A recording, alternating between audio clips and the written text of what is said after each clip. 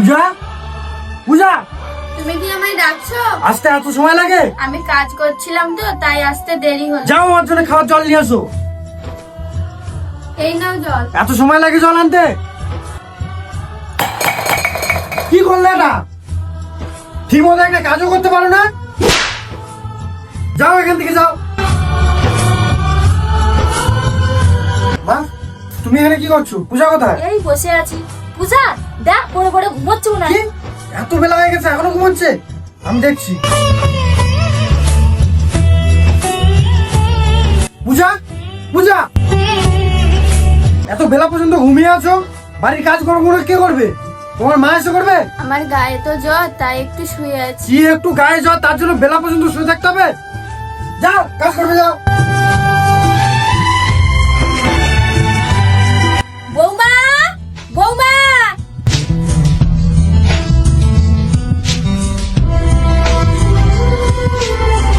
মা তোমাকে এতবার ধরে রাখছো, তুমি শুনতে পাচ্ছ না? যাও দাও কে আসছে। দাদা তুই? কিরে তুই কাঁদছিস কেন? না না, আমি কাটছি না, পেঁয়াজ কাটছিলাম তো তাই চোখে জল চলে এসেছে। তুই মিথ্যা কথা বলছিস না? তোর দাদা হই আমি সব বুঝতে পারি। তুই ভেতরে আয় না দাদা। ও এখনো পাল্টায়নি না? ওকে একবার আমি বুঝেছিলাম, ও এখনো তোকে মারধর করে। চল ওর বিরুদ্ধে এখনই কেস করবো, তুই চল। না দাদা, ওর সমাজে অনেক সম্মান আছে, আমি চাই না আমার জন্য ওর সমাজের সম্মান নষ্ট হোক।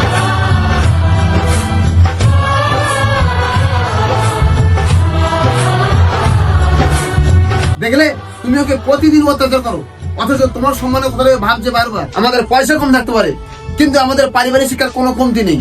আর শুধু ওর মুখের দিকে তাকিয়ে তোমাকে ছেড়ে দিলাম, নাহলে ওর উপর অত্যাচার করার জন্য তোমাকে জেলের ঘানি টানিয়ে ছাড়তাম। দাদা আমার ভুল হয়ে গেছে, আমাকে ক্ষমা করে দিন।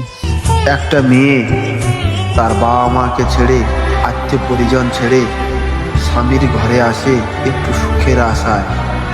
প্রত্যেকটা স্বামীর উচিত সেই মেয়ের উপর অত্যাচার না করে তাকে সম্মান করা।